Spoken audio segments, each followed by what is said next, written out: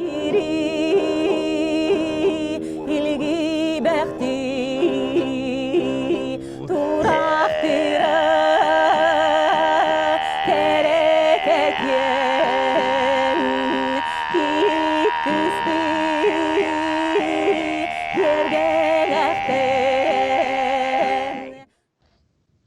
and welcome everybody. Thank you for joining us. My name is Kate Pala, Director of Programs and Artist Services at Jamaica Center for Arts and Learning, and I'm very excited to welcome all of you to the fourth installment of JCAL Presents Live Streaming Building Equity for the Immigrant, Indigenous, and Native American Artists and Cultural Leaders event. Our Building Equity Project. Thank you for joining us for our fourth series, The Film and Music Sounds of Siberia, hosted by Vera Solovyeva. Please go to our website and our YouTube site to view past events as well. Just to give you a heads up, there's huge storms going on in New York, and so the electricity might go out, but we'll come right back on if something happens. It's very exciting. So this live streaming series is one of many activities under the umbrella of JCAL's 2-year pilot program, Building Equity, funded by the New York Community Trust. I invite you to go to jcal.org to find out more about the Building Equity program. Also, please take a moment after this to fill out our Building Equity survey. You'll find the link in the live chat area, as well as the title page on YouTube. Your input is important to future programming. Tonight, we are honored to have one of our Building Equity Core Council members, Vera Solovyeva, representing Queens Indigenous communities of Siberia, especially the Sakha Republic and Republic of Tuva, alongside guest Marjorie Mandelstam-Balzer from Georgetown University. Vera, just a quick note about Vera. She is an Andrew W. Mellon Fellow in Cultures of Conservation at Bard Graduate Center and currently a PhD candidate at George Mason University.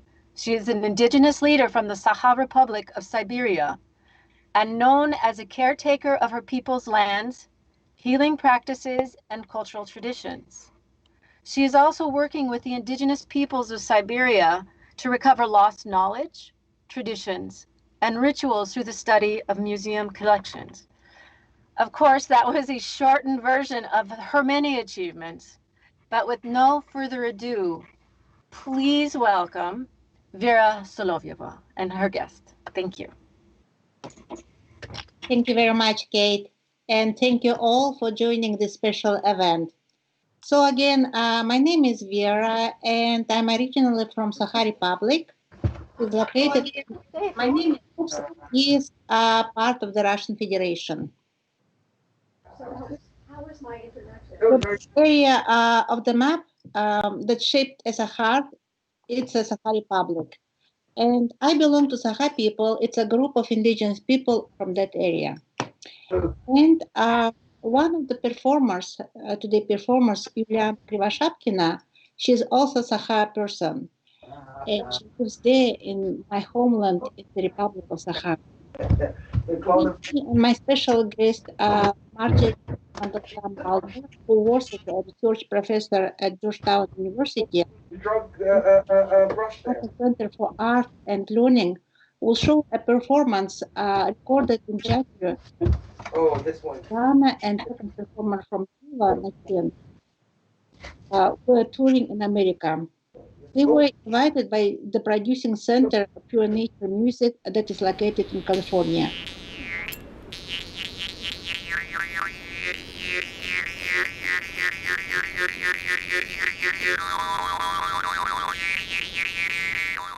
Nachin Shoev is a wonderful musician who comes from the incredible stream of beautiful Tuvan musicians who are part of the throat singing tradition.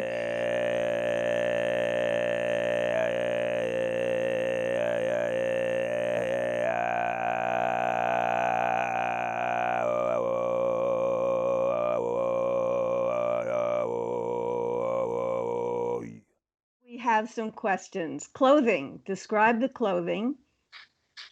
And does how much of the culture we just saw exist today? Oh, well, for sure. Let me take that one.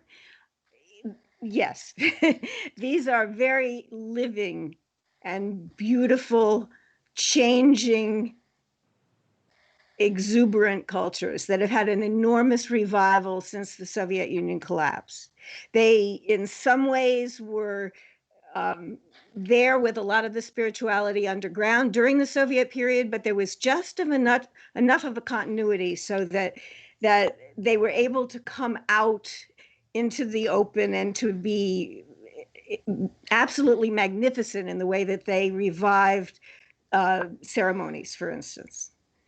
And some of the musical traditions as well were kept in the Soviet period and were able to thrive in the post-Soviet period. So these are very much living traditions. Vera, would you like to say something about the clothing?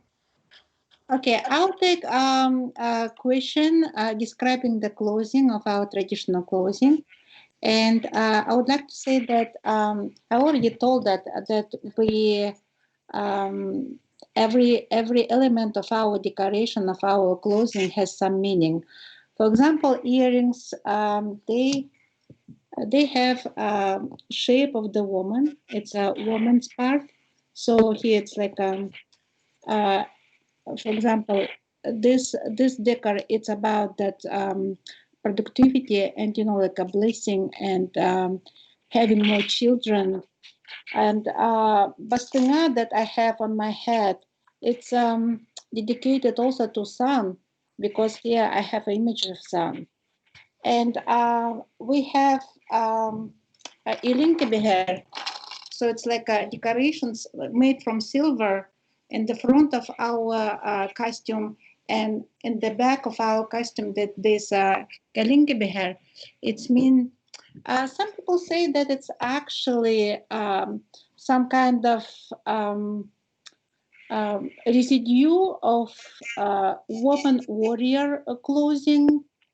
So it's not only beautiful, but also it has some protection symbol, protection ability from that, again, like a harmful spirits or from bad thoughts, right? Mm-hmm.